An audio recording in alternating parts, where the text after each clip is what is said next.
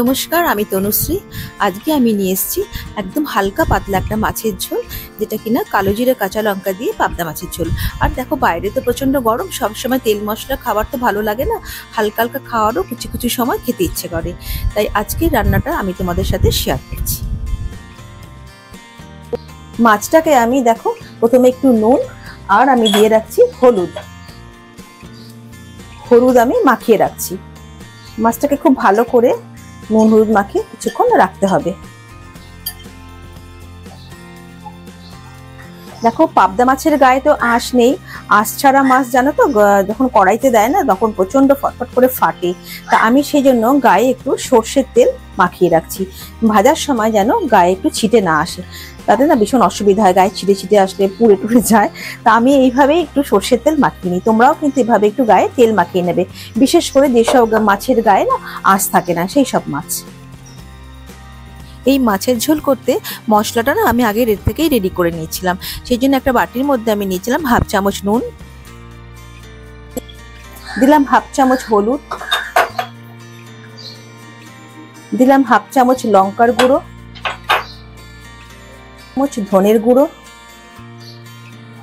দিলাম হাফ চামচ জিরের গুঁড়ো।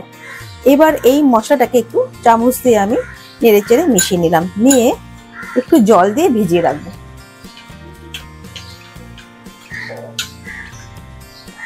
দেখো, মশলাটা একটু ভেজানো থাক, ততক্ষণে আমি মাছগুলোকে একটু ভেজে নিই, হালকা করে ভেজে নিই।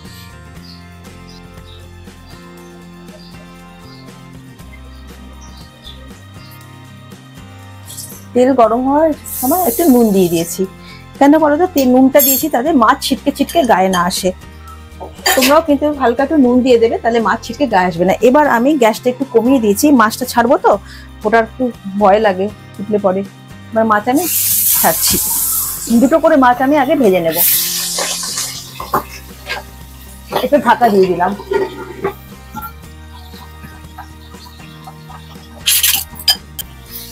মাছটা কিন্তু আমার দেখো ভাজা হয়ে গেছে। এবার আমি এই মাছগুলোকে তুলে নেব। আরো যে দুটো মাছ আছে সেইগুলোকে আমি একইভাবে আবার ভেজে নেব।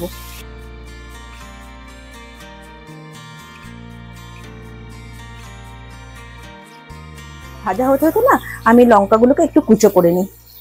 বেশি লঙ্কা না, আমি 3টে কাঁচা লঙ্কা দিচ্ছি, কারণ গরমের মধ্যে বেশি ঝাল ভালো লাগে না, তাই আমি অল্প 3টে লঙ্কাই দিচ্ছি। তোমরা যদি একটু ঝাল খেতে পছন্দ করো তাহলে তোমাদের পছন্দ মতো ঝাল দিও। দেখো, এই মাছ ভাজার তেলেই আমি দিয়ে দিলাম 1 চামচ মতো কালো জিরে। এবার দিলাম অর্ধেকটা টমেটো, এটা দিয়ে এবার একটু আমি নাড়াচাড়া করে দিলাম।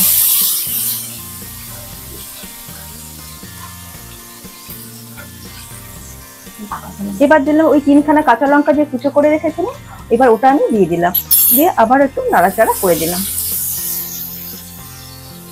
কাঁচা লঙ্কা টমেটো দেখো যখন একটু নরম হয়ে যাবে, তখন ওই যে গুলে রেখেছিলাম মশলাটা আমি একসঙ্গে ভিজিয়ে রেখেছিলাম, নুন হলুদ ধনে গুঁড়ো জিরে গুঁড়ো ঝাল লঙ্কার গুঁড়ো, ওটাকে আমি এর মধ্যে মিশিয়ে দেবো। দেখো, লঙ্কা টমেটো একটু নরম হয়ে এসছে। এবার ওই বাটিতে যে গুলে রেখেছিলাম মশলাটা আমি এর মধ্যে ঢেলে দিলাম। মশলাটাকে আমি এবার একটু নাড়াচাড়া করে দিচ্ছি। মশলাটাকে না একটু সিমে করে কষাতে হবে, গা থেকে তেল ছেড়ে এলেই তার মধ্যে আমি 2 কাপ মতো জল দিয়ে দেবো। দেখো, মশলাটা তেল ছেড়ে গেছে, মশলাটা কিন্তু একদম কষে গেছে। এবার আমি এর মধ্যে 2 কাপ মতো জল ঢেলে দিচ্ছি।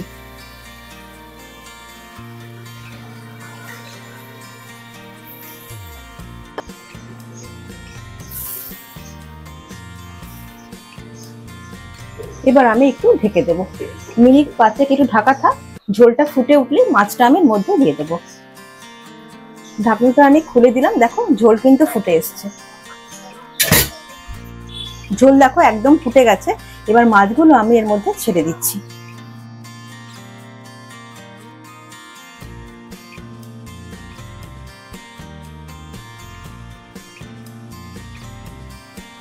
পাবদা মাছ খুব নরম মাছ, বেশিক্ষণ ঝোলে ফোটানোর দরকার নেই, মিনিট 5 আর একটু ফুটতে দিতে হবে, আর ঢাকা দেওয়ারও প্রয়োজন নেই।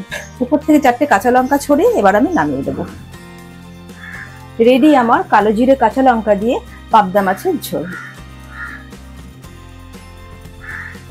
গরমকালে এই হালকা পাতলা রেসিপিটি আশা করি তোমাদের ভালোই লাগবে। আর তোমরা কে কোথা থেকে দেখছো প্লিজ একটু আমাকে কমেন্ট করে জানিও। আর আজকের ভিডিওটা তোমরা নিশ্চয়ই দেখে থাকবে। যদি আমার এই রেসিপিটি ভালো লেগে থাকে তাহলে কমেন্ট করে আবারও একবার আমাকে জানিও আমার রেসিপিটি তোমাদের কেমন লাগলো। তাহলে দেখা হবে আবারও একটা নতুন ভিডিও নিয়ে। তোমরা সবাই ভালো থেকো, সুস্থ থেকো।